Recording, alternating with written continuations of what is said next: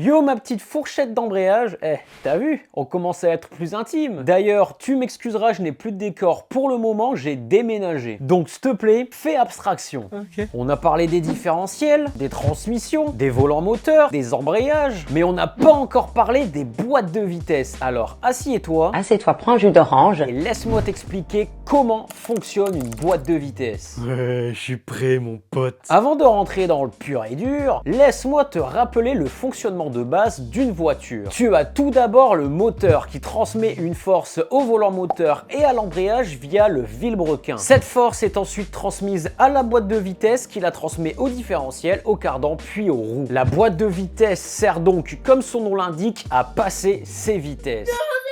Rien de bien compliqué jusque-là. Mais toutes les boîtes de vitesse ne se valent pas. Tu as les boîtes manuelles, les boîtes robotisées, les boîtes à double embrayage, à convertisseur, à vario, enfin bref. C'est un bordel. Heureusement que tonton MF est là pour t'expliquer tout ça, hein. Pour faire simple, une boîte de vitesse est un système qui permet de modifier la vitesse de rotation des roues par rapport à la vitesse de rotation du moteur. Et tout ça avec une démultiplication des forces. Quand ton moteur atteint 6000 tours, tes roues ne sont pas à 6000 tours. Sinon, il faudrait tout simplement que le moteur tourne plus vite pour que la voiture va plus vite. Tu te doutes bien que t'es très vite limité. C'est pour ça qu'en 1898, Louis Renault, un jeune inventeur français, a créé la toute première boîte de vitesse à plusieurs rapports, qui sera copiée par plus de 120 constructeurs au début des années 1910. Et ouais, la boîte qu'on connaît tous, c'est Renault qui l'a inventée. Oh, c'était fiable à l'époque. Comment a-t-il fait? Eh bien c'est simple, pense à un vélo. Comment ça, mon ref? Le vélo dispose d'un système de démultiplication des forces avec une couronne et des pignons de différentes tailles. Si tu veux aller plus vite, il suffit d'enclencher un pignon plus petit et ta vitesse en sera démultipliée. Tu ne pédaleras pas plus vite. En revanche, tu devras fournir plus de force pour avancer. Et ben une boîte de vitesse est exactement pareil. Dans les grandes lignes, dans une boîte de vitesse, tu as 3 arbres. Un arbre primaire en entrée qui est relié au vilebrequin, un arbre secondaire qui est relié en sortie au différentiel et qui permet de changer de vitesse avec un levier via une tringlerie ou des câbles. Et enfin, tu as un arbre intermédiaire où sont disposés des pignons fixes de différentes tailles. Bon, c'est bien, mais ça marche comment? Eh ben, en réalité, c'est pas compliqué. L'arbre principal va faire la liaison entre le vilebrequin et l'arbre intermédiaire. L'arbre intermédiaire, quant à lui, est relié grâce à des pignons à l'arbre de sortie. Et cet arbre de sortie a la particularité d'avoir des pignons de différentes tailles, que l'on appelle aussi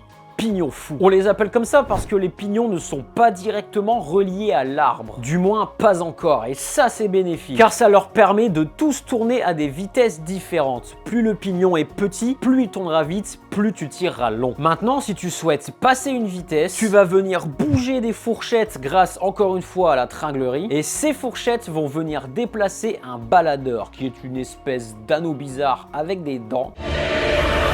Et cet anneau consistera à verrouiller les battes de synchronisation du pignon fou sur l'arbre secondaire. Aussi simple que ça, quand les deux s'emboîtent, tu as gagné, la vitesse est passée. Ouais.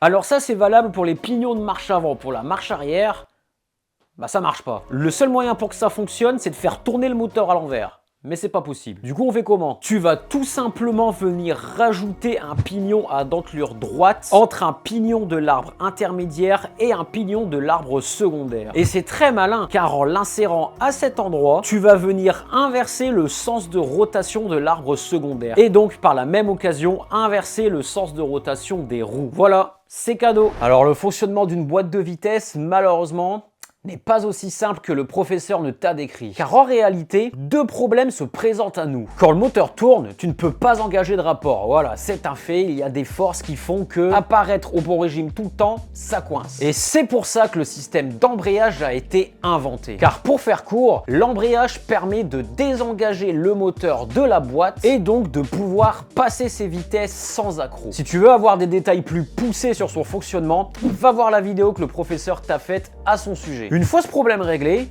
bah c'est pas fini. Tu en as un deuxième qui se pose et celui-là, C'est logique. dans une boîte, tout tourne à des vitesses différentes. Le moteur tourne à une certaine vitesse, l'arbre principal tourne à une certaine vitesse, les roues tournent à une certaine vitesse, les pignons fous tournent tous à une certaine vitesse. Et le pire, c'est quand tu débrayes, car l'arbre principal et intermédiaire sont fortement ralentis. Et pour que tout ça se synchronise en même temps, Nique ta mère. C'est d'ailleurs pour ça que sur les anciens véhicules, il fallait pratiquer le double débrayage et passer ses rapports au bon moment pour éviter que ça craque.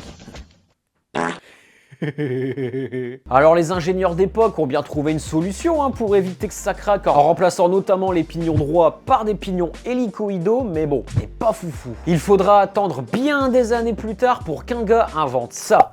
Alors je sais pas du tout qui a inventé ce truc, peut-être le génie de la lampe magique.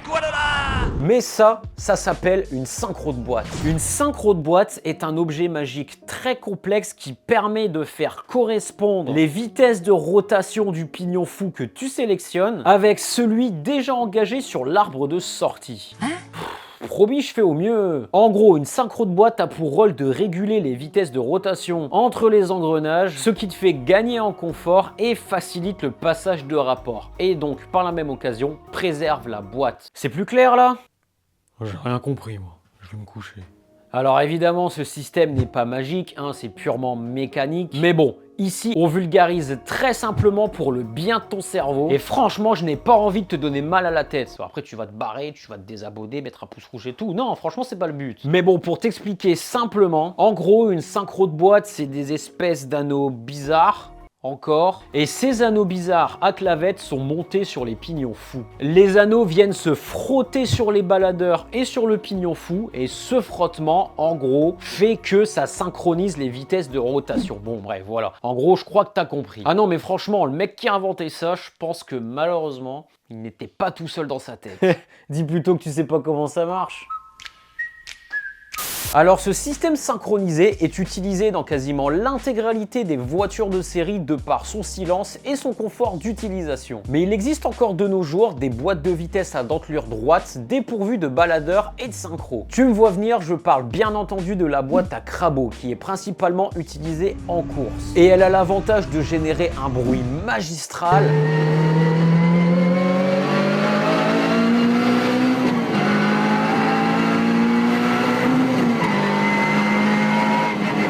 et en plus de ça, elle te permet de passer tes vitesses sans débrayer. Tu gagnes donc beaucoup de réactivité et tu as moins de pertes. Du coup, pour la course, c'est bien quoi. C'est bien mais c'est violent, car je te rappelle que le but d'une boîte à crabot, c'est d'imbriquer deux éléments en mouvement.